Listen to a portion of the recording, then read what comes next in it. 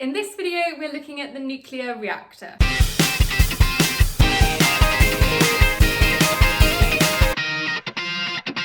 Okay, so in our previous videos about nuclear fission, the reaction, we saw that the thing that we really need to get this reaction going are neutrons. Those neutrons are the catalyst for my nuclear fission reaction, and if I have too many reactions at once, and therefore have an uncontrolled reaction, I've got a nuclear bomb.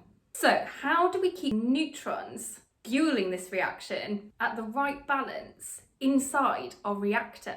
Okay, so here's a diagram of what the inside of your nuclear fission reactor looks like.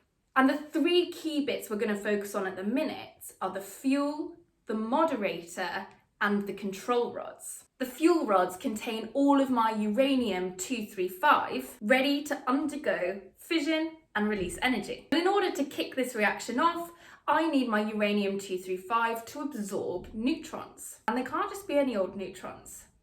They have to be slow moving enough so that the uranium-235 absorbs them readily. So I need something in my reactor to slow these neutrons down. And that thing is called my moderator.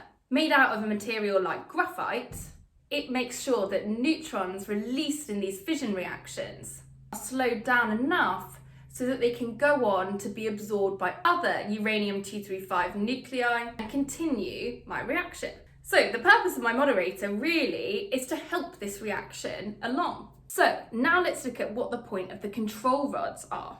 Remember when we said that if you leave this reaction uncontrolled, you release so much energy in such a short amount of time that you've got yourself a nuclear bomb. So we really need a way to control this reaction, hence the control rods. Since this reaction really relies on neutrons, the perfect way of controlling the reaction is to control the number of neutrons that are available to be absorbed by my uranium-235. My control rods are made of boron, and what boron does is it has the ability to absorb neutrons. And the more neutrons the boron absorbs, the fewer neutrons I have available for these fission reactions. So the control rods can help limit the amount of energy that is being released. You can move control rods up and down.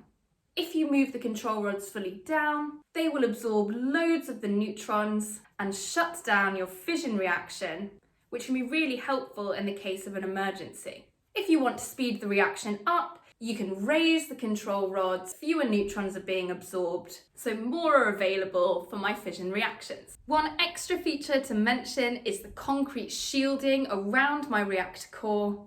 That absorbs gamma radiation being released in these fission reactions so that the surrounding area is safe.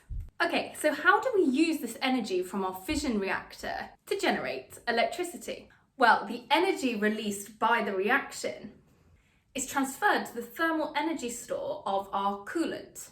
This is just a liquid that moves through my reactor core.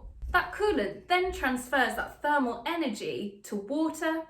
The water boils so that we create steam, and the steam then goes on to turn a turbine, then a generator to produce electricity. I hope you found that helpful. That's inside the reactor core. Please download the notes, give us a like and subscribe. Thanks for watching.